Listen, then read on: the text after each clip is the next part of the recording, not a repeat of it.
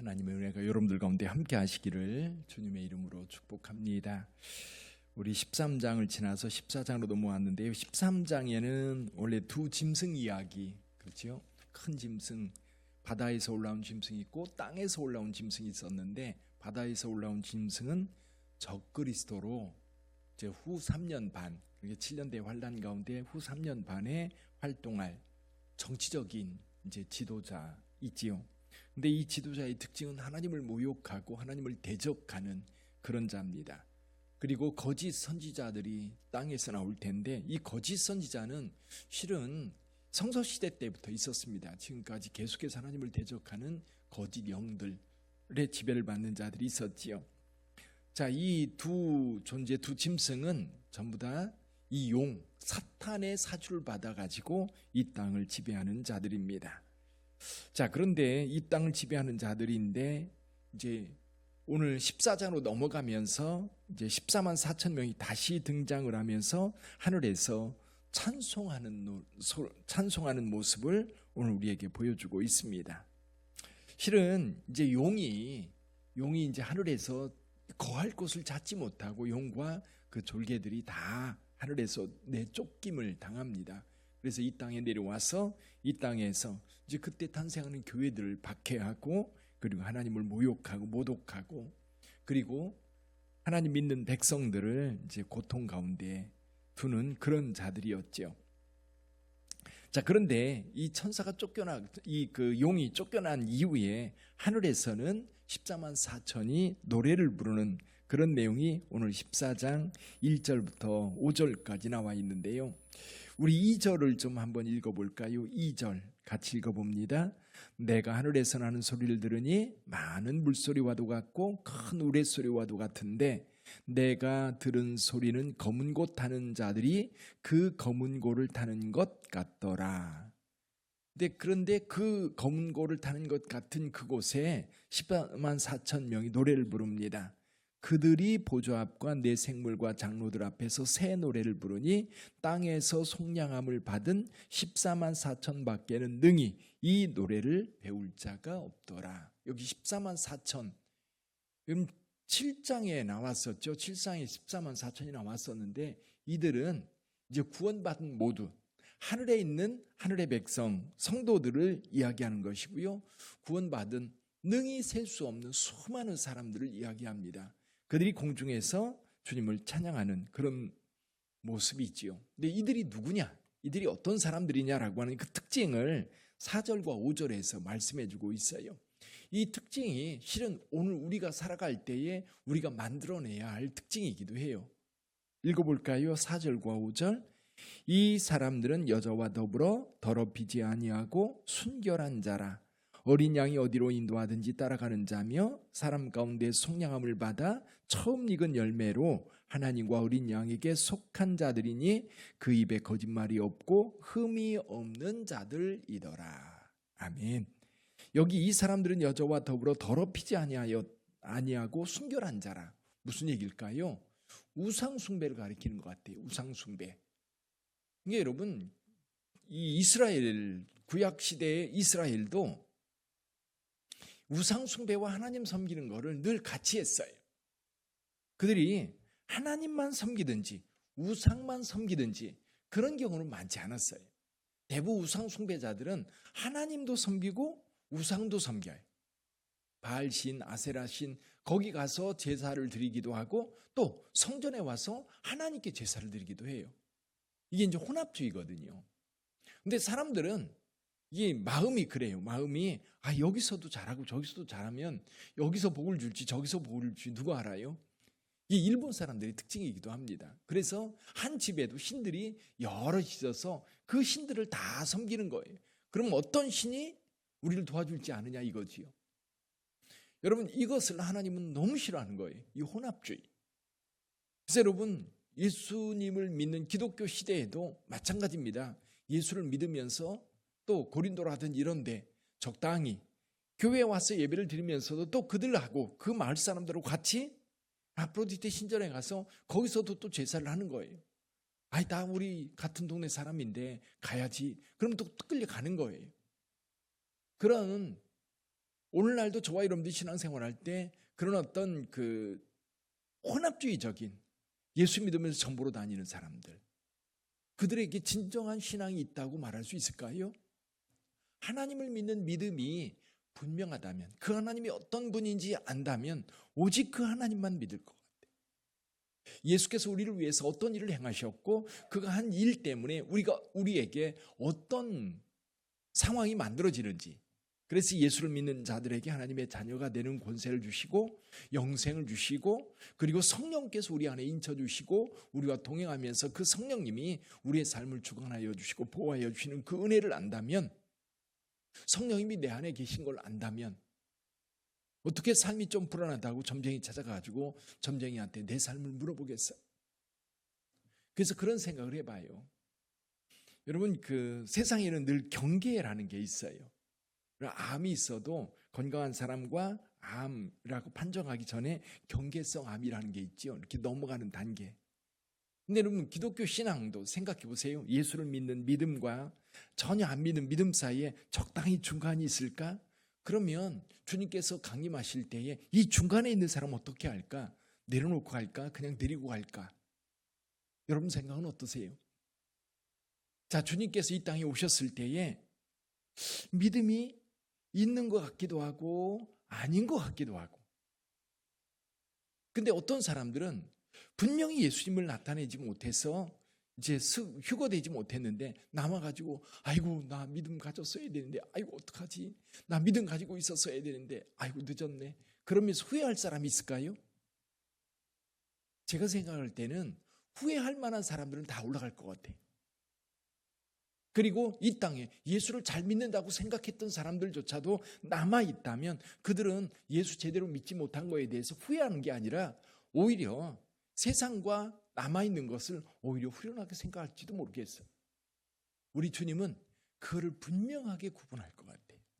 우리는 중간에 있어서 회색지대, 이게 이거 같고 저게 저거 같고 우리는 분별하지 못할지 모르지만 하나님은 분명하게 믿는 자와 믿지 않는 자. 그래서 마태복음 25장에 보면 양과 염소를 가르는데 적당히 양 같기도 하고 염소 같기도 하고 그런 자들을 위해서 중간지대를 만들어 놓습니까? 아니에요. 완전하게 갈라져요. 그럼 완전하게 갈라질 때 여러분은 어디 있을 거예요? 여기도 아니고 저기도 아니고. 오늘 그래서 저와 여러분들이 분명한 선택이 있어야 되는 거예요. 내가 예수를 믿는지 아니면 아닌지. 적당히 내가 예수를 믿는 것 같지 않다면 확실하게 왜 내가 예수를 믿어야 되는지 다시 한번 궁금해해서 하나님 앞에 질문하면서, 그리고 교회 안에서도 내가 왜 예수를 믿어야 되는지, 예수 믿으면 어떤 일이 벌어지는지, 예수 안 믿으면 어떻게 되는지 좀 궁금함을 가지고 묻고 같이 대화 나누고 성경에 탐구하고, 그래서 그 베레아 사람들처럼 성경이 진짜 그렇게 말하고 있는지 살펴보고 연구하여서 확신 가운데 거해야 되는 거예요. 오늘 저와 여러분들이 예수를 믿는 그 믿음을 가질 때 여기 더럽히지 아니하고 순결한 자들이다. 또 한 가지는 뭡니까? 어린 양이 어디로 인도하든지 따라가는 자며 하나님의 말씀에 순종하고 그 말씀을 따라가는 자들. 그래서 저와 여러분들이 이 땅에 살면서 늘 하나님의 말씀이 주어지면 그 말씀에 순종하고 그 말씀을 따라가는 연습이 우리 삶 속에 익숙하게 되어져야 해요. 주님이 원하신다면 아멘 하고 세상 여러 가지 바쁘고 중요한 일이 있어도 항상 우선순위, 하나님 앞에 우선순위를 두고 따라간다면 주님께서도 여러분들을 우선적으로 부르실 거예요. 그리고 이끄실 거예요. 또 말합니다. 사람 가운데 속량함을 받은 자다. 그래서 처음 익은 열매다. 저와 여러분들 모두가 처음 익은 열매가 되어야 합니다. 처음 익은 열매. 주님이 부르실 때 우리는 아멘으로 응답하고, 주님께서 여러분들을 지명하여 불러 저 공중에서 주와 함께 하도록 여러분들이 오늘 준비해야 되는 거예요. 그러면서 우리의 삶이 어떠해야 돼요? 5절에 보니까 그 입에 거짓말이 없고 흠이 없는 자들이더라. 거짓말이 없고 흠이 없는 자들이더라. 자, 이 말씀 여러분 간간히 요한계시록에 이루어질 일들이 저 먼 미래에 마지막 때 이루어지리라고 여기 있는 말씀 무시하는 게 아니라 이 말씀 속에 오늘 우리가 무엇을 선택해야 될지에 대해서 간간히 이렇게 말씀해 주고 있는 거예요. 그러면서 13절에도 이런 말씀을 하시죠. 13절도 같이 한번 읽어보죠. 같이 읽어봅니다. 또 내가 들으니 하늘에서 음성이 나서 이르되 기록하라. 지금 이후로 주 안에서 죽는 자들은 복이 있도다 하시매 성령이 이르시되 그러하다. 그들이 수고를 그치고 쉬리니 이는 그들의 행한 일이 따름이라 하시더라. 지난 주일에도 말씀드렸던 것처럼 이 13장의 말씀이 환난 때 7년대 환난 가운데 하는 걸까? 그때 성도들에게, 그때 남아있는 성도들에게, 그때 회개하고 돌아온 유대인 성도들에게 지금부터 여기 말씀하고 있는 것처럼 지금 이후로 죽은 자들 그들에게 이야기하는 걸까? 그래서 이 말씀은 실은 사도 요한 반모섬에서 이 계시록의 말씀을 받고 있는 그때에 요한에게 따로 주시는 말씀이다. 10장에서도 그런 일이 있죠. 작은 두루마리를 요한에게 주는 거예요. 오늘날 우리가 받는 게 아니라 그때 하나님께서 이 요한계시록이라고 하는 작은 책을 사도 요한에게 줄 때에 요한이 하나님의 말씀을 들을 때 읽을 때에는 사실은 꿀처럼 달지만 이것이 하나님의 심판이고 마지막 때 되어질 일, 두렵고 떨리는 일이에요. 그리고 그 시대에도 그렇고 오늘 우리 시대에도 마찬가지입니다. 여러분 여전히 하나님의 말씀은 살아있고 하나님의 말씀을 읽고 말씀을 듣는 자들은 그 말씀 때문에 너무나도 행복하고 즐거워요. 근데 그 말씀을 실천하려고 하면 힘들거든요. 그리고 그 말씀의 결론, 마지막 때에 이루어질 하나님의 심판을 들으면 두려워져요. 그럼 저와 여러분들은 그 두려움을 어떻게 만들어야 돼요? 그 두려움을 오늘 하나님의 은혜를 입은 자로, 준비된 자로, 그리고 속량함을 입은 자로, 첫 열매로 우리가 구별될 수 있어야 되는 거죠. 그래서 말씀합니다. 지금 이후로 죽는 자들은 주 안에서 복이 있다. 주 안에서 죽는 자들은 복이 있다. 주 안에서 죽는 자들, 저와 여러분들이 그런 사람 되기를 바랍니다. 왜? 나중에 이들은 다 휴거되어서 하늘에서 주님을 영접하게 되기 때문입니다. 주 안에서 죽는 자들. 그래서 저도 이제 목사다 보니까 이제 장례식장 또는 임종할 때에 이렇게 이제 같이 옆에 있기도 하고 장례를 치르면서도 느끼는 게 있어요. 여러분들도 가만히 보세요. 제가 원주에 단독목회를 처음 갔는데 나이 드신 남자 어른들이 방 이렇게 해가지고 혼자 사는 분들이 계셨어요. 그 중에 한 분이 어떤 분이 있었냐면 젊었을 때 이제 어렵게 살면서 동네에서 여많은 자로 살던 분이 있었어요. 여기저기 다니면서 여많은 일을 오랫동안 해왔던 거예요. 저희들이 이제 혼자 사시는 분들이니까 교회에서 이제 원주시 사회복지협의회에서 그런 분들을 이렇게 교회 매칭을 해줘. 저희 교회에서 근방에 있는 몇 분들을 일주일에 한 번씩 찾아가서 이야기도 하고 몸도 전하고 그런 분들이었어요. 근데 한 분 여많은 분이었는데 그분이 그런 얘기를 하더라고요. 자기가 오래도록 염을 했는데 염할 때 분명하게 안 돼요. 예수를 믿은 자들과 믿지 않는 자들. 믿었던 자들은 옷 입히기가 그렇게 편하대요. 이게 딱딱하게 굳어 있는 게 아니라 부드러워서 옷 입히기가 너무 편하다는 거예요. 그런데 그렇지 않은 자들은 정말 힘들대. 바닥에 이미 다 굳어져 있는 거예요. 그러면서 자기는 분명히 안다는 거죠. 자기가 뭔지는 잘 모르지만 믿는 자들은 분명히 다른 증거를 자기가 가지고 있는 거예요. 저희들이 가면 그런 얘기 자주 했어요. 그게 거저로 들리는 게 아니에요. 그냥 흘려보낼 게 아니라 이게 믿음이라고 하는 것이 죽은 자들 가운데에도 나타나는 거예요. 그만큼 하나님이 우리 가운데 분명한 믿음을 주신 것은 죽음에 우리가 공포와 두려움 속에 있는 게 아니라 그 너머에 있을 주님의 인도하심, 주님의 이끄심, 영원한 천국에서 영생하는 것에 대한 믿음이 있는 사람들은 두려움이 없기 때문에 그렇거든요.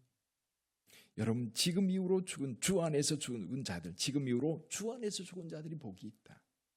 그 복이 저와 여러분들의 복이기를 주님의 이름으로 축원합니다. 여기 보면 계속해서 세 천사 이야기 그리고 마지막 수학이 있는데 14절 이하에 보면 주님께서 여기 그 땅에 곡식을 거두는 장면과 또 하나는 포도주 수확하는 내용이 있는데 이건 전혀 다른 겁니다. 땅에 익은 곡식은 예수 믿어서 구원 얻은 주의 백성들을 이야기하는 거고요. 여기 큰 포도주 틀에 던진다라고 하는 것은 이건 진노의 포도주입니다. 그래서 이건 심판이고요. 위에는 구원이에요. 그래서 저와 여러분들은 마지막 때 주님과 함께 영생의 자리에서 영생 목락하는 저와 여러분들이 될 수 있기를 주님의 이름으로 축원합니다. 여러분, 요한계시록을 통해서 우리에게 계속해서 주신 메시지가 그거예요. 우리는 지금 잘 준비해서 어떻게 해야 돼요? 휴거돼야 되는 거예요. 지금 잘 준비되어서 공중에서 주를 영접하는 자, 처음 익은 열매, 그리고 여기 그 땅의 곡식이 되어서 주님과 함께 해야 되는 겁니다. 그건 대환란 때 이루어지는 게 아니라 오늘 지금 우리 가운데 이 말씀을 주신 이유가 그거거든요. 오늘 우리 정신 차리고 믿음 잘 지켰다가 공중에서 주를 영접하는 자들이 다 되라고 사도 요한이 계속해서 우리에게 말씀하고 있는 거예요. 그 은혜가 우리 빛된 모든 성도들에게 있기를 주님의 이름으로 축복합니다. 기도하겠습니다.